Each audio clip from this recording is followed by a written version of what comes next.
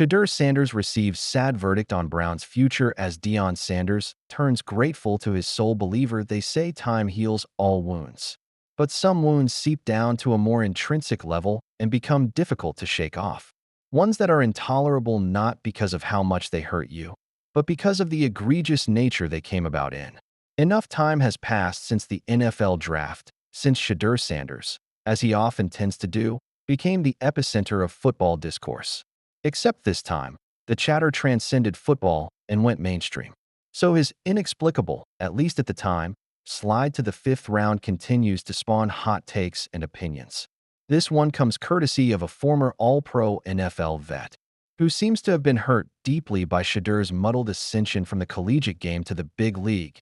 If there's little that isn't known or hasn't been spoken to ad nauseum in the aftermath of Shadur Sanders' now infamous draft slide. For the uninitiated, here's a quick rundown. The Colorado QB and Deion Sanders' son was, in the consensus, a projected first-round pick. What he put on tape merited it, and every credible draftnik or analyst concurred. However, that's not how things transpired. It's been alleged that him going from a day 1 lock to day 3 has to do with putting a poor account of himself in meetings with NFL coaches and brass, which contradicts the historic precedents set by the league, which has tended to look past much worse in favor of talent. Alas, this is perhaps baked into Adam Pac-Man Jones absolutely seething at how this ordeal played out. In particular, where Shadur Sanders ultimately wound up, the Cleveland Browns. Having played in the league for north of a decade, Pac-Man Jones is privy to how the Browns have essentially been in perpetual purgatory, struggling to breach that glass ceiling looming over their heads and become competitive over a sustained period of time. Jones, being a cornerback, also probably holds Deion Sanders in very high esteem.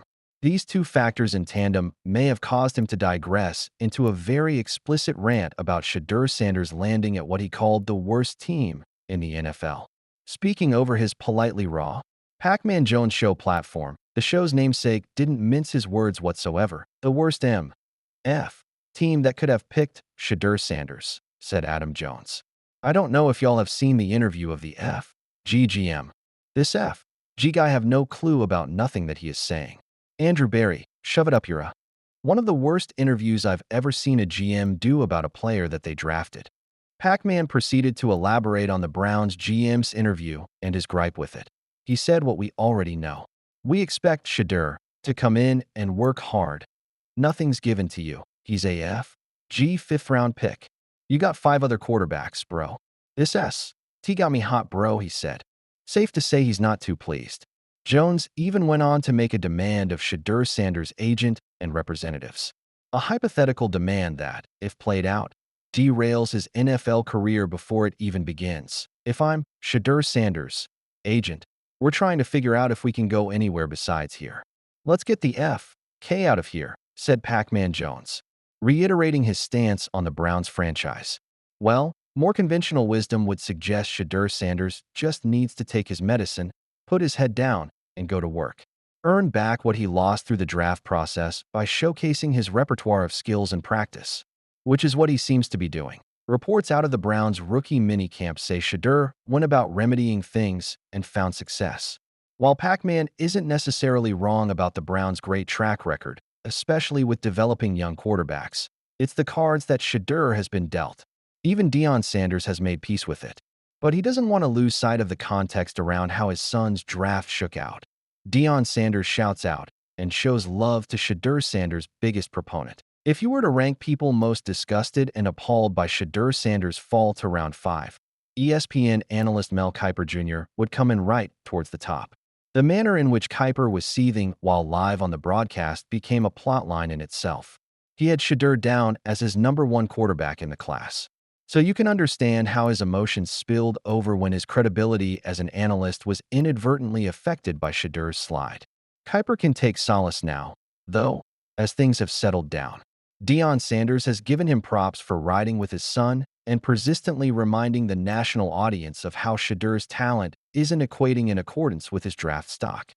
Deion Sanders took to X and quoted a previous post by Mel Kiper. I love you, my man. You stood on the desk with great balance, 10 toes down, and said what you said and didn't flinch. You knew what time it was, my man, and we're blessed to be right where God wanted us to be. With opportunity, wrote Coach Prime. In one fell swoop, he's addressed both his appreciation for Kiper and Sanders' stance on how they're raring to tackle the opportunity with the Browns' head dash on as cliched as it sounds. The real story begins after you've been drafted. Ask Tom Brady. That draft position can be made to look merely arbitrary, but you do need an environment and coaching staff conducive to growth. Pac-Man Jones will tell you Shadur Sanders doesn't have that with the Browns. But hey, Shadur Sanders did promise to change the culture of whatever organization he goes to at the Combine. Tensions rise for injured DJ Lagway as Billy Napier faces test of time over Florida's biggest loophole. Is he 100%? We'll see, but we're going to do what we've done in the past. We're not going to put him out there until he's ready. Billy Napier's hopes for the 2024 season were riding on his quarterback, DJ Lagway. They were going fine until one Saturday against Georgia when the Gators' hero, DJ Lagway, got injured in the second quarter of their Week 10 game. At the time, Florida was 4-4, and any hopes of having a good end to the season were riding on Lagway's shoulders. How did they fare after that injury? Well, they not only lost that Georgia game, but also got a 17-49 humbling by Texas. However, the fortunes reversed when the Gainesville hero returned from injury. The QB then led 4 games against ranked opponents like LSU, Ole Miss, and Florida State, and won all of them.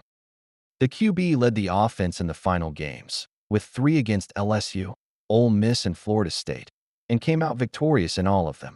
In fact, he was the final nail in the coffin for the playoff hopes of both LSU and Ole Mississippi. The cherry on top? Lagway produced 305 passing yards in the Gators bowl game, leading to a remarkable win of 33-8 against Tulane. In total, Lagway started 7 games last year and won 6 of them. So, it won't be a stretch to say that Napier's future rests on Lagway's shoulders in 2025. But what if Lagway doesn't remain fit enough to take the field? On the May 14th episode of the show Crane and Company, Blaine Crane, David Cohn, and Jake Crane discussed a similar situation that could unfold with Lagway in 2025, with some defensive concerns, too.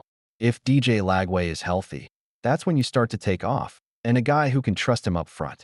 But the question for me for Florida on defense, do you have the depth? Do you have the rotation week in and week out to come and bring it every Saturday? We'll see, said Blaine. Of course, the depth on defense is a major issue for the Gators. However, we can't overstate the need for Lagway to be healthy. Lagway's hamstring concerns that he got against Georgia might have healed, but his shoulder? The shoulder issues have become chronic for Billy Napier's QB1. We didn't see Lagway throwing in recent spring practices. The focus of the program was on giving Lagway enough time to heal his injury. At the time, Matt Hayes reported that Lagway might need to get surgery for his shoulder if the issue persists.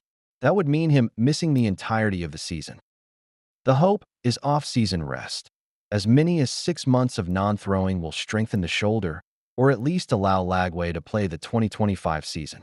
He could then have surgery after the season and be ready for the start of the 2026 season, said Matt Hayes. While Napier might have postponed the surgery for the 2026 offseason. But what if a wrong tackle or sack sidelines DJ Lagway for the season midway? How will the team cope then? Considering they do not have any reliable backup, who can throw those balls like Lagway, right? Sure, the Gators have Harrison Bailey as the QB2, who came from the Louisville Cardinals on transfer. But the guy had produced just 227 yards last season and will still need experience to perform. The other QBs in the pipeline are Clay Millen and Trammell Jones Jr. Neither of these QBs is experienced, as Millen threw for just 110 yards last season and Jones? He's just a freshman right now. That takes us to the defensive problems in depth. Defensive problems in the 2025 roster bring back last year's horrors? The Gators finished with an 8-5 record last season, courtesy of DJ Lagway's heroics. But their defense? It was awful, to put it plainly. The D-line was porous as Florida stood 71st in the country, allowing 157 rushing yards per game. Overall, Florida's defense stood 75th in the nation, allowing 391.4 yards per game. That being said, there were some improvements in the last 4 games of the season, but this year? Jake Crane expressed some doubts about the Gators' defense going into 2025. Yeah, and we're not saying that Florida's got to have the best defense of all time, Or are we going to see Major right back there knocking people out in big games? Even though I would love to go back and watch that defense, can they just be good enough if the offense is cooking to have some semblance of balance, right? Because balance is what keeps you on the beam. Florida is returning with 17 starters, including players like Tyreek Sapp, Cameron James, Jamari Lyons, and Caleb Banks. Moreover, the hiring of Darren Wilson as the DB coach and Robert Bala as co-DC helps the Gators improve. Still, the depth concerns are real. Even CBS's Brandon Marcello said, Florida is not deep on defense. The first safety position lacks depth, which has Bryce Thornton and Drake Stubbs. Stubbs is a freshman, and Bryce Thornton is the only one who had some experience last year with 41 tackles. Furthermore, the defensive end also has just Sapp and Cameron James returning and has no notable players other than that. All in all, the concerns for defensive depth for the Gators are real, and Billy Napier has to rectify it quickly. Moreover, add it to DJ Lagway's injury concerns, and you just got a head coach in deep mud.